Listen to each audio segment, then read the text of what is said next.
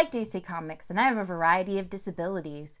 Some of them are mental, some of them are physical, most of them are invisible, and together they combine into this force that makes it very difficult for me to function in society. The thing that compelled me to get DC Universe in the first place was Young Justice having a disabled Barbara Gordon as Oracle in a relationship with Dick Grayson. First of all, because it means so much to me that the Young Justice showrunners are going for Barbara Gordon's most interesting storyline that can show that physically disabled people can still be heroes and help the cause. And secondly, because I like to use Babs as kind of like a self-insert, you know, like I project on her, and I want to date Nightwing.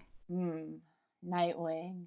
So I thought, hey, I want to support this, and I put my money where my mouth was, and I voted with my dollar, and I used my monopolistic internet connection to use the website dcuniverse.com. So when I heard the next DC Universe show was about some group I've never heard of called the Doom Patrol, I was like, yeah, I guess I should see what they're about, which led to me reading the Grant Morrison run, which is also on DC Universe, and holy shit! For context, the first issue is all about Robotman, Cliff Steele, talking about essentially feeling like a full-body amputee.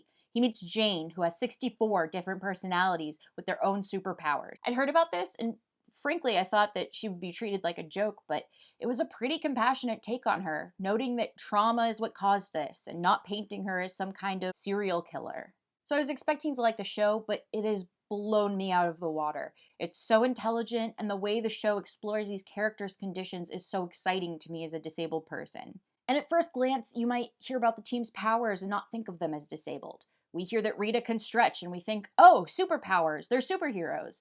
But the characters don't see themselves as heroes. Other than Cyborg and Crazy Jane, they don't even consider themselves to have superpowers. They consider themselves to have extremely rare and potentially dangerous conditions. Here's an analysis of the team and how their arcs mirror those of many disabled people. I could get into the original Doom Patrol from Doom Patrol, episode 6, but this video would be too long, and I'm still not totally sure what to make of this version of the Chief, so I'm going to hold off on talking about him too much. Although, for the record, yes, fandom, I am relatively Chief-phobic. You bozos want the Chief. No, God! No, God, please, no! No! No! No! This video is also really just about like the first 10 episodes or so. So spoilers for the first 10 episodes. And as for the other episodes, I'll probably do another video at some point. I don't know. I'm really into this show and I could talk about it all day, so.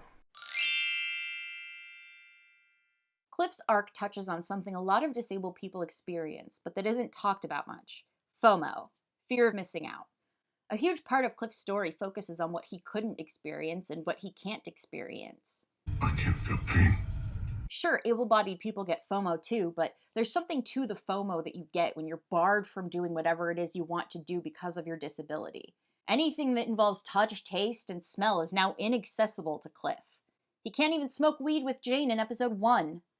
His disabilities and the way he was designed to keep him alive remove Cliff's ability to experience so many things that able-bodied people take for granted. His biggest source of FOMO is in his daughter, Clara.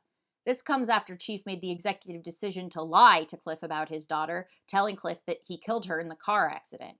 Along with lacking sensory abilities, Cliff lost the ability to be a father to his daughter. The pinnacle of this Clara FOMO is when Cliff sees Clara refer to his friend Bump as her dad. But then, as we see in Therapy Patrol, Cliff wasn't feeling like the best father anyway. I was already turned into my old man. Why isn't me? Not her mom who came back. Along with his physical situation, Cliff has survivor's guilt. To be fair, this neurotic outburst was brought on by a rat getting inside of his nutrient tank, but that adds a whole new level of body horror to what Cliff is going through. Not being able to feel pain might be something I hypothetically get kind of jealous of as somebody who has too much pain, but it's not something you want to live with, and it makes you very, very vulnerable. In real life, it's called congenital insensitivity to pain, and people who have it need to be very cautious. In the beginning of Jane Patrol, Cliff starts worrying about things his senses can't perceive. Do I smell? I'm worried I smell and no one's telling me. You don't smell. He's anxious because he doesn't know what the rat did to him, and he can't trust his senses. He doesn't know if he smells bad. Should we at least just spray a little Lysol in here and maybe hang an air freshener? At the same time, I feel like Cliff's lack of senses kind of lend themselves to an occasional lack of fear. While everyone else struggled when Rita turned into slime and destroyed the town, Cliff stepped up. When Chief told everyone else they had to get out of Dodge, Cliff protested and stayed to help the town. Get in, loser, we're going shopping. If it weren't for Cyborg, Cliff would be the big damn hero of the group like he is in episode 1. Finally, Cliff worries that his lack of senses and lack of a body have turned him into a monster. In Jane Patrol, Cliff's flashbacks show things like the plate breaking, trying to make sandwiches. Cliff thinks he isn't a man anymore, a human anymore. This is a controversial scene because Black Annis is kind of turfy, although maybe that's why they put her, like, way in the deep depths of the underground. You gotta exclude turfs. The idea of him losing his humanity is interesting, though. Going along with that, he and Jane are really upset at what he did to the Nazis, but you gotta kill Nazis. This shouldn't be controversial. Still, he really does a number on them. Cliff has all this strength and power he's just started to tap into. Because he lacks the physical feeling, he might go farther than he means in hurting others. Or maybe, potentially, himself.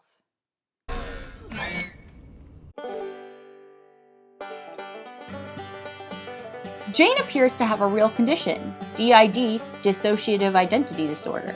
Obviously, this is a sensational and over-the-top example, but this is also a universe where there's a really buff alien who flies around who can shoot lasers out of his eyes and has a really cold breath. So,